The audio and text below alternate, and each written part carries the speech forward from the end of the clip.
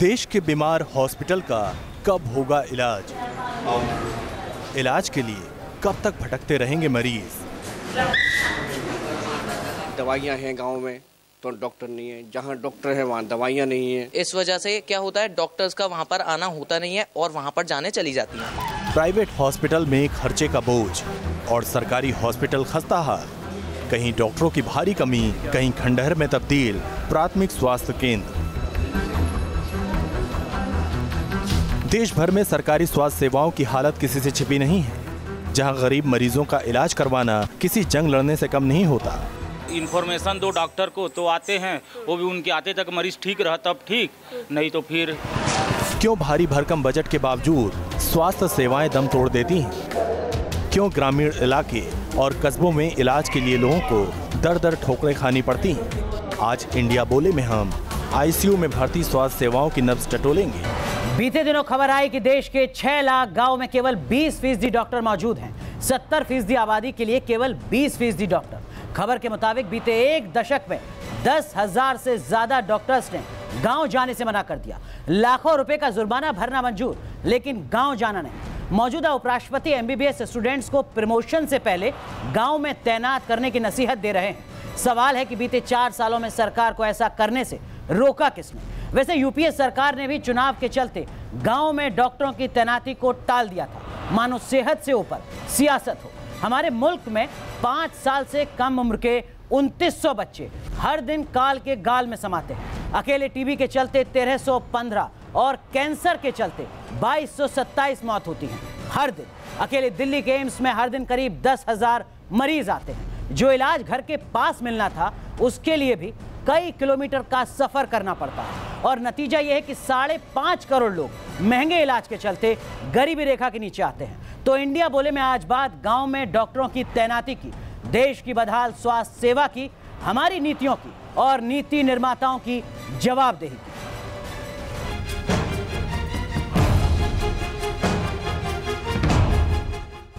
और इस जरूरी मुद्दे पर बात करने के लिए हमारे साथ खास मेहमान जुड़ चुके हैं। हमारे साथ भारतीय जनता पार्टी के प्रवक्ता विजय सोनकर शास्त्री साहब जुड़ चुके हैं। हमारे साथ डॉक्टर गरिमा हैं, आप चिकित्सक हैं। कांग्रेस पार्टी के प्रवक्ता आलोक शर्मा साहब हमारे साथ जुड़ रहे हैं। हमारे साथ डॉक्टर RN टंडन साहब हैं, आप महासचिव हैं IMA के, इंडियन मेडिकल एसोसिएशन के। हमारे साथ डॉक्टर हरीश शर्मा हैं, आप सफदरजंग अस्पताल से जुड़े हुए हैं। हमारे साथ जुड़ रहे हैं डॉक्टर शिरीष जैन साहब, आप एडिशनल CMO हैं नोएडा के, आप भी चिकित्सक हैं। और आप तमाम खास मेहमानों से सवाल करने के लिए देश की युवा पीढ़ी भी यहाँ पर मौजूद है। लेकिन सवाल और जवाब के सिलसिले को आगे बढ़ाएं उससे पहले इसी मुद्दे से जुड़ी ये रिपोर्ट देखिए। खंडहर में तब्दील प्राथमिक स्वास्थ्य केंद्र की हालत ये बताने के लिए काफी है कि यहाँ डॉक्टर तो दूर, स्टाफ की नजर भी नहीं पड़ती।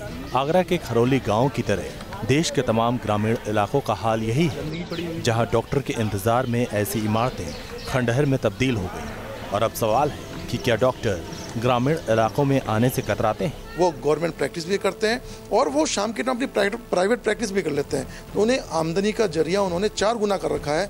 ये सबसे बड़ा कारण है कि डॉक्टर भी गांव में जाने से कतराता है। यूपी ही नहीं, देश के बाकी राज्यों में हाल कमोवेश यही है। छात्र जो मेडिकल में प्रवेश लेता है वो स्पेशलिस्ट बनना चाहता है, तो MBBS के बाद अगर वो गाँव में जाएगा तो उसे लगता है कि कहीं न कहीं उसकी PG की तैयारी कमजोर होगी या उसमें प्रभाव पड़ेगा। देश की 70% आबादी गांव में रहती है, उस पर महज 20% डॉक्टर की तैनाती है। साफ है कि एक और डॉक्टर की कमी, ऊपर से जिनकी ड्यूटी लगाई गई है वो भी कागजों तक सीमित रह गई। एक दशक में कुल 10,000 डॉक्टरों ने गांव जाने से इनकार कर दिया। महाराष्ट्र में 10 साल में 4,400 डॉक्टर ने गाँव जाने से इनकार किया। राजस्थान में 502 डॉक्टरों की भर्ती निरस्त की गई। 1,170 पोस्ट के लिए मात्र 668 डॉक्टरों ने ज्वाइन किया। बॉन्ड तोड़ने पर डॉक्टरों को देना पड़ता है 10 लाख का जुर्माना। 2009 से 2014 के बीच बॉन्ड की रकम से सरकार को मिले 15 करोड़ रुपए। डॉक्टरों की कमी क्यों है, इसके लिए जरा ये आंकड़े समझिए। देश भर में डॉक्टरों के लिए 34,068 पद स्वीकृत किए गए, जिनमें 26,464 की तैनाती हो पाई। वहीं 8,774 पद अभी भी खाली हैं। यानी मरीजों को दर दर की ठोकरें न खानी पड़े, इसके लिए सिस्टम में पुख्ता इलाज की जरूरत है। Team news nation. चलिए, सबसे पहले विजय सोनकर शास्त्री साहब, हाल ही में एक रिपोर्ट आई जिसके मुताबिक ये कहा गया कि देश की 70% आबादी के लिए देश के उपलब्ध डॉक्टर में से सिर्फ 20% डॉक्टर तैनात हैं। जो MBBS की पढ़ाई करके छात्र निकल रहे हैं वो कह रहे हैं कि हम गांव नहीं जाएंगे। क्या वाकई सरकार की प्राथमिकता में सेहत है? देखिए, सरकार की प्राथमिकता में जहाँ तक स्वास्थ्य की बात है तो इसको तो पूरा देश जानता है कि किस स्तर पर हमारी सरकार ने स्वास्थ्य सेवाओं के संदर्भ में बढ़ चढ़ करके निर्णय लिए हैं। और हमारी एक एक ऐसी योजनाएं, अनेकों ऐसी योजनाएं हैं, उसमें से एक एक ऐसी योजना है जो करोड़ों करोड़ लोगों की सुविधा के लिए बनी हुई है। अब जो सबसे एम्बिशियस महत्वाकांक्षी है हमारी सरकार की योजना है वो है आयुष्मान भारत। आयुष्मान भारत में 10 करोड़ लोगों को, 10 करोड़ परिवारों को तो सीधे लाभ मिलेगा और लाभार्थियों की संख्या 50 करोड़ से ज्यादा होगी। ठीक है, आलोक शर्मा साहब, सरकार तो ठीक है, मैं आता हूं डॉक्टर शास्त्री आपके पास। आलोक शर्मा साहब, देश का ये जो माहौल है ये वर्षों से है। में 10,000 डॉक्टर ऐसे हैं जिन्होंने गांव जाने से मना कर दिया। राज्यों के स्तर पर जो बॉन्ड भरवाए जाते हैं उसमें जो राशि भरवाई जाती है, उन्होंने कहा कि साहब आप हमसे वो राशि ले लीजिए, हम गांव नहीं जाएंगे। जब मैं 10 साल का जिक्र कर रहा हूं तो 5 साल सत्ता में आप थे। देखिए, मैं समझता हूं बिल्कुल ये बहुत बड़ी गंभीर समस्या है। इसको आप ये समझें कि कौन सी सरकार रही और कौन सी नहीं रही तो कहीं ना कहीं दोबारा हम उस रूरल एरिया के साथ अन्याय करेंगे। अभी जिस तरह से बीजेपी के हमारे बड़े भाई बता रहे हैं कि सैकड़ों चीज़ें हमने शुरू कर दी और करोड़ों लोगों को फ़ायदा हो गया, तब तो हमें डिबेट ही नहीं करनी चाहिए। इसमें हम स्वीकार करते हैं कि कहीं ना कहीं कमी रही है और इसमें कमी सरकार के स्तर पर भी रही है और कमी विद्यार्थियों के स्तर पर भी रही है। लेकिन दुर्भाग्य ये है कि जिस तरह से तमाम पॉलिसीज़ को लागू किया जाना चाहिए था स्टेट्स के लेवल पे, क्योंकि एजुकेशन और हेल्थ जो है दोनों ही स्टेट सब्जेक्ट हैं, उसमें भी कहीं ना कहीं कमी रही। डॉक्टर आर एन टंडन साहब, मैं थोड़ा आपसे समझना चाहूंगा। गुलाम नबी आज़ाद साहब स्वास्थ्य मंत्री थे, एक विधेयक सरकार ला रही थी उस वक्त जिसमें ये कहा जा रहा था कि जो ग्रामीण डॉक्टर हैं उनके लिए एक अलग से सिलेबस आप बना दीजिए, उनके लिए एक अलग से आप कोर्स शुरू कर दीजिए, उसका पास आउट स्टूडेंट गांव में ही अपनी सेवा देगा। स्टैंडिंग कमेटी जो उस वक्त की थी हेल्थ की, उसने उसका विरोध किया ये कहते हुए कि साहब इस देश में गांव के लिए कम पढ़ा लिखा डॉक्टर नहीं हो सकता, शहर के लिए ज़्यादा पढ़ा लिखा डॉक्टर नहीं हो सकता। और स्टैंडिंग कमेटी के तर्क के साथ आपकी संस्था भी खड़ी थी। क्या आपको लगता है कि इससे भी एक नुकसान हुआ है? बीते 10 साल में लगभग जो स्थितियां सुधर सकती थी आपके विरोध के चलते वो नहीं सुधर पाई। अनुराग जी, 2 बातें सबसे पहले समझनी होंगी कि स्वास्थ्य सेवाएं किस तरह से प्रदान की जाती हैं और उसको प्रदान करने के लिए क्या क्या चीज़ों की ज़रूरत होती है। सिर्फ एक महज डॉक्टर को अगर आप किसी कमरे में बैठा के ये बोलें कि स्वास्थ्य सेवाएं आप मुहैया करा रहे हैं किसी को, तो शायद वो ठीक नहीं हो। डॉक्टर को बैठाओगे तो साथ में आपको एक टेक्नीशियन चाहिए, आपको एक फार्मासिस्ट चाहिए, आपको एक नर्स चाहिए, आपको इंफ्रास्ट्रक्चर चाहिए जिसमें आप सर्विसेज प्रोवाइड करें। अगर आप वो नहीं प्रोवाइड कर रहे हो तो उसमें एक आप हाफ बेक को भी वहाँ ले जाके बैठा के क्या कर रहे हो? हमारे पास क्वालिफाइड डॉक्टर्स हैं। इस दलील को भी मैं समझने की कोशिश करूंगा और क्यों अब तक ये नहीं हो पाया है, क्या ऐसा हो पाना रॉकेट साइंस है? डॉक्टर जैन, आप तो सरकारी स्वास्थ्य सेवा में अपनी सेवाएं दे रहे हैं विभाग में, सर क्या वास्तव में दिक्कतें आती हैं एक डॉक्टर के तौर पर जब आपसे कहा जाए कि जाइए किसी गांव में पीएचसी में अपनी सेवाएं दीजिए? अनुराग जी, सबसे पहले तो मैं यही कहना चाहूँगा कि ये विषय बहुत सुंदर है, राजनीति से अलग हटके है। और जहाँ तक स्वास्थ्य सेवाओं की बात है, स्वास्थ्य सेवाओं पे समान रूप से हर नागरिक का अधिकार है, चाहे वो किसी वर्ग से संबंध रखता हो, किसी जाति से संबंध रखता हो, किसी क्षेत्र से संबंध रखता हो, चाहे ग्रामीण क्षेत्र हो या शहरी क्षेत्र हो जी। और ये कहना कि ग्रामीण क्षेत्रों में डॉक्टर जाना नहीं चाहते, मैं उस बात से सहमत नहीं हूँ। डॉक्टर गरिमा, आपके हिसाब से क्या वजह है, क्यों इस देश के 5.5 करोड़ लोग गरीबी रेखा में आने को मजबूर हैं? क्योंकि उन्हें महंगा इलाज कराना पड़ता है, दूर जाकर इलाज कराना पड़ता है। इस बारे में मैं 2 चीज़ें बोलना चाहूँगी। पहली चीज़ is ignorance is always expensive. It is a very common saying कि एक हम बीमारी को निगलेक्ट करते चलते हैं। आई एम ए डेंटिस्ट, तो मैं उस चीज़ का बताती हूँ, हल्का सा दांत में दर्द हुआ तो लोग उस चीज़ को अवॉइड करते रहते हैं टिल वो उनके लिए जानलेवा टाइप बन जाता है तब तक। इसलिए ignorance becomes expensive for the patient. अगर उसी चीज़ को अवेयरनेस क्रिएट किए जाए गांव के लोगों में, जनरल पॉपुलेशन में कि येस दिस इज़ इम्पॉर्टेंट, तो अगर अवेयरनेस होगी तो सिंपल ट्रीटमेंट्स होंगे जो सिंपल लेवल्स पे, ग्रामीण लेवल पे भी उसको सॉल्व किया जा सकता है। तो आप कह रही हैं जागरूकता की कमी एक बड़ी समस्या। जागरूकता की सबसे लेकिन डॉक्टर शर्मा, एम्स का तो मैंने सर अभी जिक्र किया, 10-12 हज़ार मरीज हर दिन आते हैं। आप सफदरजंग अस्पताल में हैं, कुछ इसी तरीके की समस्या से 2-4 आप भी हर दिन होते होंगे, और आपके पास जो मरीज आता होगा उसको आप भी 3 महीने बाद, 6 महीने बाद की डेट देने के लिए मजबूर होते होंगे। क्या आपको लगता है कि अगर गाँव कस्बे पर स्थितियाँ सुधर चुकी होती तो इस तरीके की नौबत आपको न झेलनी पड़ती? देखिए अनुराग जी, विशेषज्ञ होने के नाते मैं कुछ चीज़ों पे पूरा प्रकाश डालने की कोशिश करूँगा कि सबसे पहले तो जो गांव में मूलभूत सुविधाएं हैं वो हर पीएचसी लेवल पे कोशिश की जाती है और भेजी जाती हैं।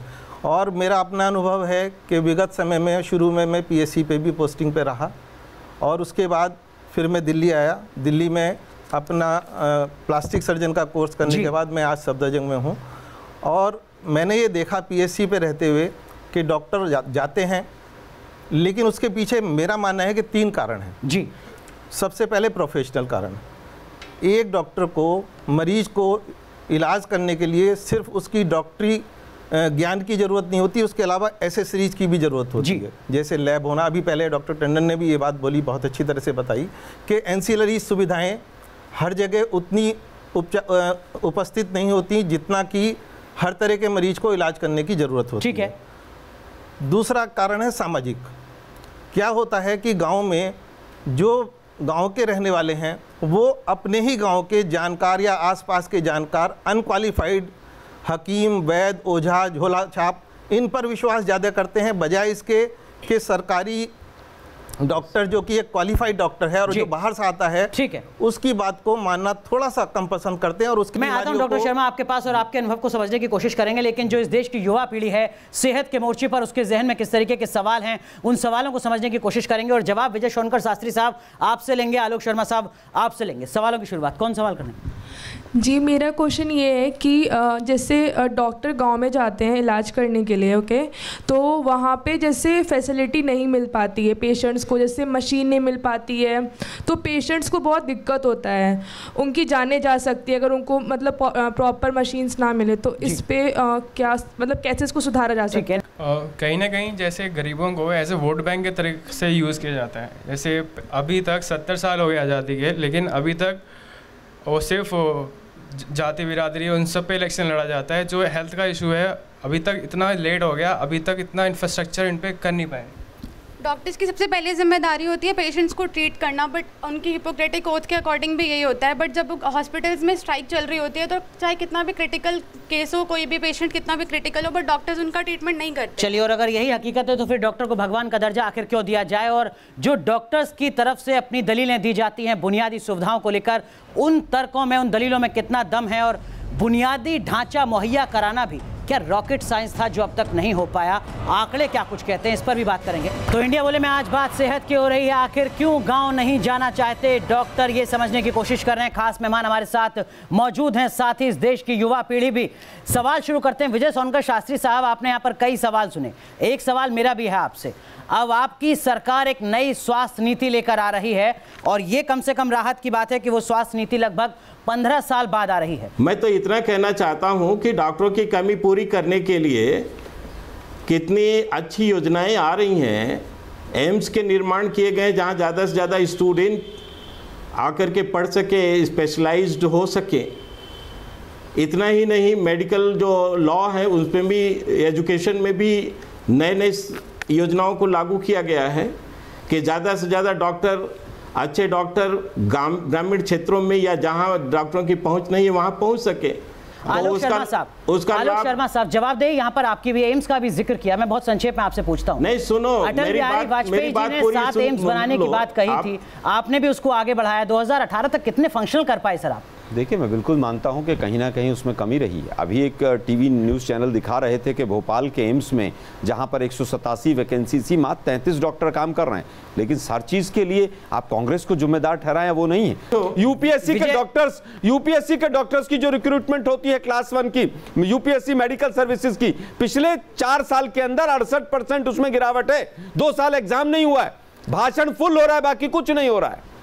चलिए ठीक है, डॉक्टर टंडन आप कुछ कहना चाह रहे हैं, माफ कीजिएगा, और डॉक्टर शास्त्री आपके पास भी कुछ अपनी दलीलें होंगी, उनको भी समझने की कोशिश करेंगे। रुक रहे हैं कुछ देर के लिए, ठीक 6:30 बजे जब लौटेंगे तो इन्हीं तमाम मुद्दों से चर्चा की शुरुआत करेंगे। और हालात बदलना अगर रॉकेट साइंस नहीं है तो 70 सालों में क्यों नहीं बदल सका, यह भी समझने की कोशिश। आज हम बात कर रहे हैं देश की स्वास्थ्य व्यवस्था की और ये समझने की कोशिश कर रहे हैं कि आखिर इस देश का डॉक्टर गांव क्यों नहीं जाना चाहता, उसकी क्या कुछ समस्याएं हैं, नीतियों के स्तर पर कहां कुछ कमियां हैं। खास मेहमान हमारे साथ मौजूद हैं और इस देश की युवा पीढ़ी भी सवाल करने के लिए चर्चा को आगे बढ़ाएंगे। लेकिन उससे पहले इसी मुद्दे से जुड़ी एक और रिपोर्ट देखिए।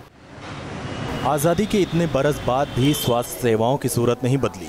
ग्रामीण इलाकों या कस्बों में ऐसी तस्वीरें आम हैं जो दावों और वादों की पोल खोलने के लिए काफ़ी हैं। लचर स्वास्थ्य सेवाओं के आगे जिंदगियां दम तोड़ देती हैं। देश में डायरिया से हर दिन औसतन 321 बच्चों की मौत होती है।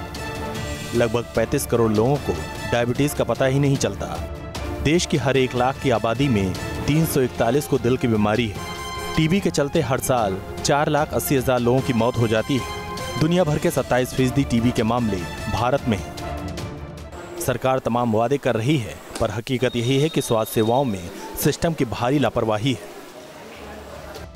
सबसे बड़ा मेडिकल एजुकेशन सिस्टम भारत में है। देश भर में 470 से ज्यादा मेडिकल कॉलेज, 67,218 MBBS सीट, देश में 1,674 लोगों पर एक डॉक्टर, आदर्श औसत 1,000 पर एक डॉक्टर। देश भर में 5 लाख डॉक्टरों की कमी। देश के कम्युनिटी सेंटर्स में औसतन 81% विशेषज्ञों की कमी। CHC में 83% सर्जन और फिजिशियन की कमी। डॉक्टरों की कमी के मामले में वियतनाम, पाकिस्तान और अल्जीरिया से भी बदतर हैं हालात। सरकार की यह जिम्मेदारी बनती है कि जो भौतिक सुविधाएं हैं, रोड से रिलेटेड एसेसरीज जो हॉस्पिटल्स में है, इक्विपमेंट्स हैं, उनको रिलेटेड प्रॉपर तरीके से पहुंचाए। ऐसे में बीमारी से जूझते मरीज की जान बचाने के लिए परिवार को प्राइवेट हॉस्पिटल में खर्चे का बोझ उठाना पड़ता है, जिससे गरीब परिवारों की कमर टूट जाती। मेडिकल खर्च की वजह से 10 साल में 5.5 करोड़ लोग गरीबी रेखा के नीचे गए। 1 साल में 55 करोड़ लोग गरीबी रेखा के नीचे। 80% भारतीय आबादी का स्वास्थ्य बीमा नहीं। डॉक्टरों की भारी कमी, स्वास्थ्य सेवाओं की लापरवाही और सिस्टम की अनदेखी, कुल मिलाकर हेल्थ सर्विस को पटरी पर लाना है तो इन मोर्चे पर इलाज करना होगा। Team news nation. चर्चा की शुरुआत करते हैं। डॉक्टर टंडन आप कुछ कहना चाह रहे थे, साथ में मैं आपसे समझना चाहूंगा। मैं पढ़ रहा था जिसमें कहा गया कि दुनिया का सबसे बड़ा मेडिकल एजुकेशन सिस्टम अगर कहीं है तो वो हमारे देश में है, और ये भी कहा गया कि 5 लाख डॉक्टर्स की कमी है इस देश में। अभी भी 81% कम्युनिटी सेंटर्स हैं जहां पर स्पेशलाइज्ड डॉक्टर की कमी है। 83% सर्जन और फिजिशियन की कमी है CHC के स्तर पर। और डॉक्टरों की कमी के मामले में हमारा विकसित होता देश पाकिस्तान, वियतनाम और अल्जीरिया से भी बदतर हालत में है। रॉकेट साइंस है क्या इसको बदलना? सबसे पहले तो अनुराग जी मैं आपको ये बताऊंगा कि जैसे मुझे बहुत अच्छा लगा कि इस युवा पीढ़ी ने कम से कम एक बात ऐसी बताई जो शायद पॉलिटिकल पार्टीज़ को समझना चाहिए कि हिंदुस्तान में इतने 70 सालों में आज तक कोई भी इलेक्शन स्वास्थ्य से रिलेटेड मुद्दों पे नहीं लड़ा गया, और ये शायद समय आ गया, अगर ये युवा पीढ़ी आगे आएगी तो स्वास्थ्य के मुद्दे को लेकर बात की जाए। जो मेडिकल कॉलेजेस खोलने की बात हुई कि एम्स में खुल गए हैं तो डॉक्टर्स बन जाएंगे वहाँ से, पहली चीज वहां पर पढ़ाने वाले डॉक्टर्स कहाँ हैं? आज की जो सिचुएशन है, हमारे पास टीचर्स, फैकल्टी कहाँ है? बिल्कुल बंद है। पिछले 10 सालों से परमानेंट जॉब ही नहीं मिल रहे हैं।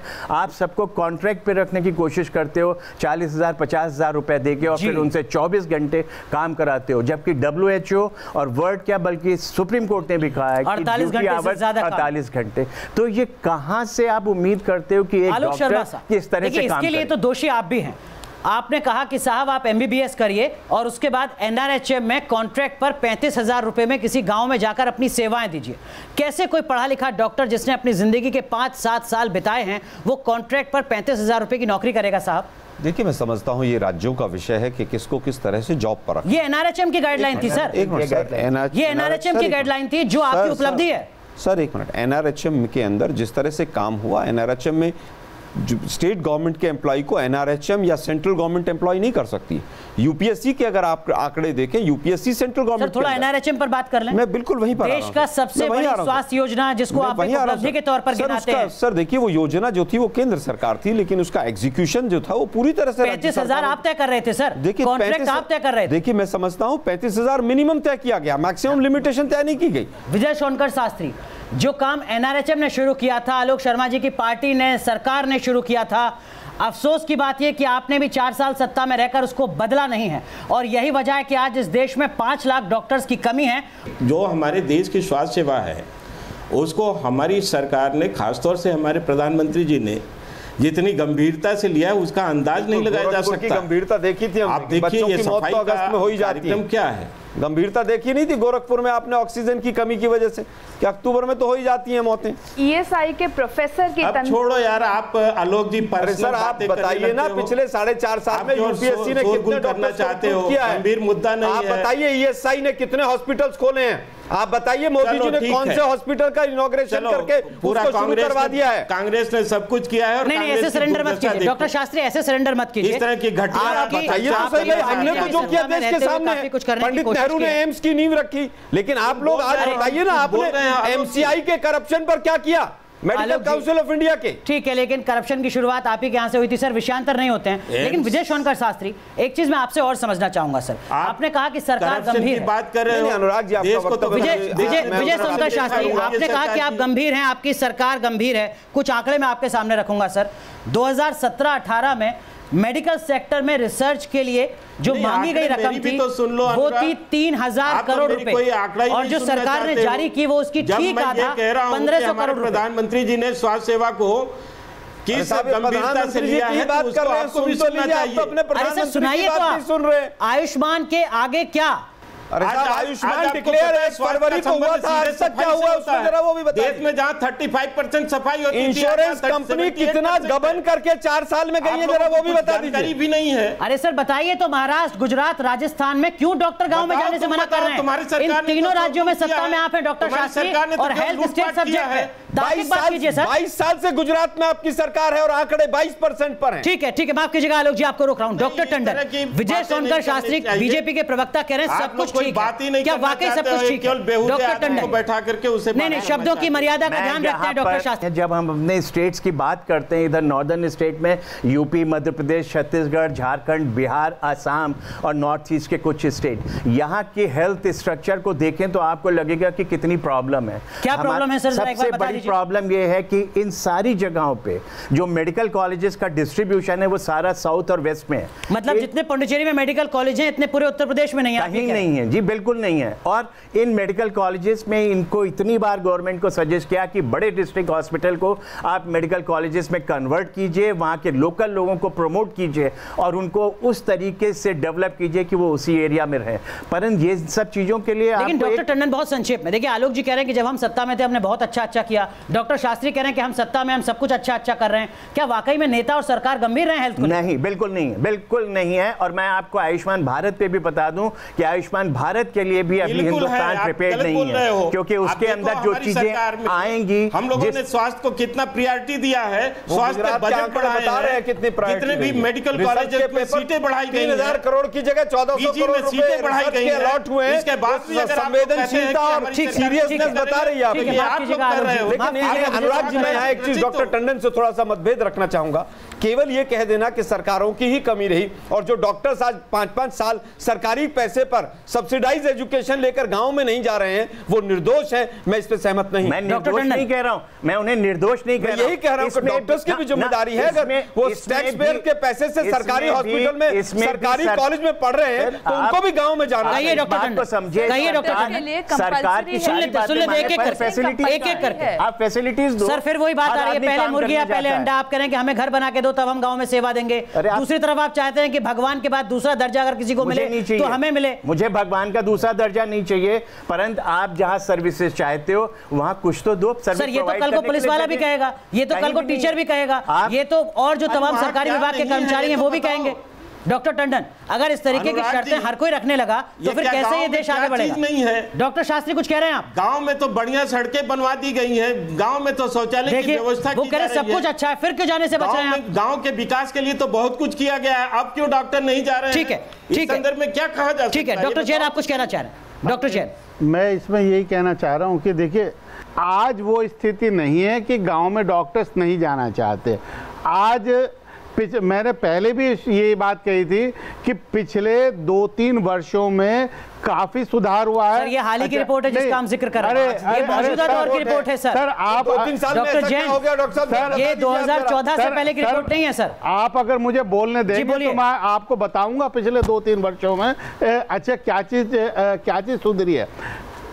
डॉक्टर्स की हमारे पास में कमी है, इसमें बिल्कुल कोई दो राय नहीं है, पर गंभीरता से मेडिकल कॉलेज में सीटें भी बढ़ाई गई हैं और हमारी एसोसिएशन ने मांग रखी थी, उसके आधार पे ये सारे कॉलेजेस में सरकारी सेवारत डॉक्टरों को भी जो है पीजी में स्पेशल रिजर्वेशन दिया गया है। डॉक्टर गरिमा, क्या आपको लगता है कि जिस स्थिति पर आज हम चर्चा कर रहे हैं इसको बदलना रॉकेट साइंस था जो नहीं बदला जा सकता? डॉक्टर गरिमा, बदलना एक स्टेप नहीं है, सबको मिलकर आगे बढ़ना पड़ेगा। Instead of criticising each and आपस में एक दूसरे को क्रिटिसाइज करना कि तुम्हारी पार्टी ने ये किया, हमारी पार्टी ने, डॉक्टर्स की ये कमी है, मैनेजमेंट की ये कमी है। इट इज़ बेटर कि चारों हाथ मिलाएं एक साथ और आगे बढ़ें। कांग्रेस को अपना फर्ज निभाना होगा, बीजेपी को अपना फर्ज निभाना होगा, डॉक्टर्स को, पैरामेडिकल्स को, फार्मासिस्ट को, सारी कंपनी। डॉक्टर शर्मा आप कुछ कहना चाह रहे हैं? माफ कीजिएगा आपको रोक रहा हूं, हम रुक रहे हैं यहाँ पर कुछ देर के लिए, लेकिन जब आखिरी दौर में कार्यक्रम के आएंगे तो समाधान को ही समझने की कोशिश करेंगे। कैसे इस देश का स्वास्थ्य ढांचा बेहतर हो सकता है, क्या कुछ करने की जरूरत है सरकारों को, डॉक्टर्स को और समाज को। तो इंडिया बोले में आज हम बात कर रहे हैं देश के स्वास्थ्य विभाग की और ये समझने की कोशिश कर रहे हैं कि कैसे ग्रामीण भारत में सेहत से जुड़ा जो पूरा ढांचा है वो सुधर सकता है। युवा पीढ़ी के जहन में कुछ सवाल हैं, उन सवालों से चर्चा को आगे बढ़ाते हैं और उसके बाद समाधान की बात करेंगे, सुझाव की बात करेंगे। जैसे सब कह रहे हैं कि 5 लाख डॉक्टर्स की कमी है, तो उनको अप्लाई करने में दिक्कत क्या आ रही है, क्यों नहीं ला पा रहे हैं 5 लाख डॉक्टर्स? मेरा सवाल पूरी सरकार से है कि मध्य प्रदेश में जिला मुरैना से जिला सोपुर के बीच में कम से कम 300 किलोमीटर का और कम से कम 15 से 20 लाख लोग रह रहे हैं, पूरा गाँव और उसके बीच में कोई भी एक हॉस्पिटल नहीं है, कोई भी सरकार नहीं है। चलिए, आप कह रहे हैं कि कोई ढांचा नहीं है उस जगह पर। एक सवाल और लेते हैं, खड़े हो जाइए प्लीज़। हम बात कर रहे हैं कि डॉक्टर्स की कमी है और जहाँ डॉक्टर्स हैं वहाँ फैसिलिटीज़ की कमी है, बट जहाँ डॉक्टर्स भी हैं और फैसिलिटीज़ भी हैं बट वहाँ पे उन फैसिलिटीज़ का प्रॉपर यूज़ नहीं हो रहा है। जैसे कि गोरखपुर में जो केस हुआ था जहाँ पे 30 बच्चों की डेथ हुई थी, ठीक है, क्योंकि वहाँ पे ऑक्सीजन की कमी थी। ठीक है, और समाधान के सिलसिले की बात करते हैं। डॉक्टर जैन, आपके मुताबिक समाधान क्या सर, ताकि कम से कम आने वाले वक्त में ऐसे मुद्दों पर चर्चा करने की जरूरत है? हाँ, मेरे मुताबिक समाधान यही है कि जो हमारे संसाधन जो हैं वो निश्चित रूप से बढ़ाए जाएं।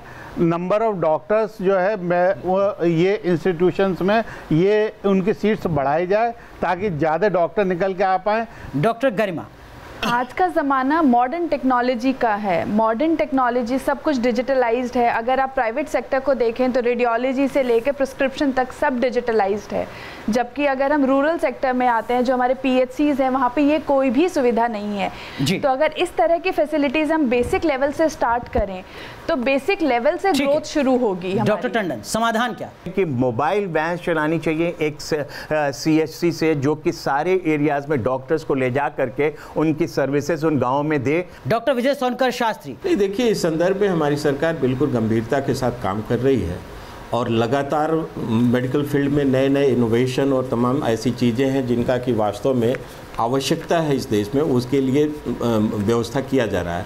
आज 70 सालों में शौचालय तक 70 साल में एक जिले में हॉस्पिटल पहुंचा दिया। इन्फेंट मोर्टेलिटी रेट में 80% की गिरावट आ गई। हमने भाषण नहीं दिए, प्रचार नहीं किया, 5-5 हजार करोड़ रुपए खर्च करके सफाई आप लोगों की तरह 38% सफाई। एक हॉस्पिटल का नाम नहीं बताया गया 1 घंटे में कि मोदी जी ने चालू हो गया। माफ कीजिएगा आलोक जी, माफ कीजिएगा डॉक्टर शास्त्री, समय पूरी तरीके से खत्म हो रहा है। उम्मीद करते हैं कि जिन सुझावों का यहाँ पर जिक्र हुआ है आने वाले दिनों में नीतियों के स्तर पर वो जमीन पर जरूर दिख सकेंगे। बहुत बहुत शुक्रिया आप सभी मेहमानों का जुड़ने के लिए और अपनी अहम बात इस जरूरी मुद्दे पर रखने के लिए।